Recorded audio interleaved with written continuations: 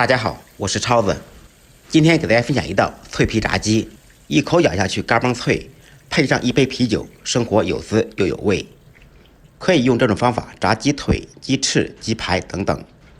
我今天用的材料是鸡翅根，经济实惠，好吃不贵。将买回来的鸡翅根放入盆中，加入清水，浸泡半个小时左右，泡出血水。泡好以后攥干水分，用一根牙签在鸡翅根上面扎满小孔，就像容嬷嬷扎紫薇一样狠狠地扎，这样腌制的时候更容易入味。如果用鸡腿、鸡翅做，可以在上面划2刀，伤口稍微深一点。全部处理好以后，再次放入盆中，放入少许姜片、葱段，一点点盐、胡椒粉，少许生抽酱油、蚝油、料酒、1小勺花椒面、辣椒面，不吃辣的可以不放。用我漆黑的小手抓拌均匀，抓至入味，腌制15分钟左右。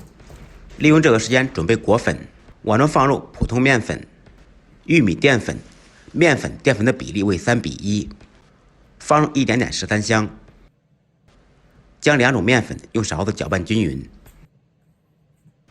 准备1小碗清水，边裹粉边蘸清水。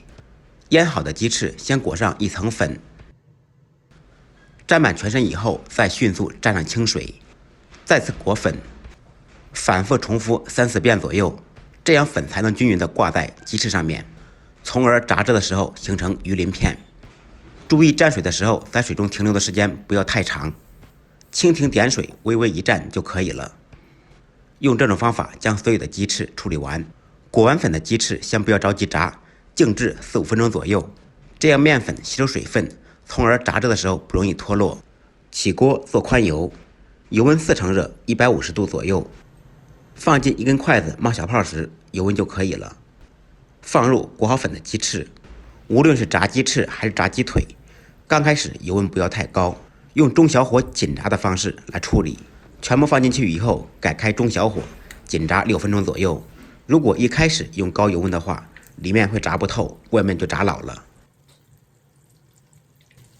炸翅根的话，一般6分钟就可以了。6分钟以后改开大火，高油温可以把吸的油逼出来，炸出来口感更加酥脆。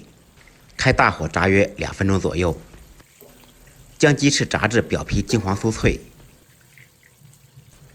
炸好以后捞出控油，一道外脆里嫩的脆皮炸鸡就做好了。做这个主要点在于控制油温，用这种方法做的炸鸡，我家孩子都非常喜欢吃。有时间的朋友可以试着做一下，嘎嘣脆，嗷嗷香，味道不比买的差。简单的家常菜，不一样的味道。感谢朋友们的支持点赞，再忙再累，记得按时吃饭。下期视频见，拜拜。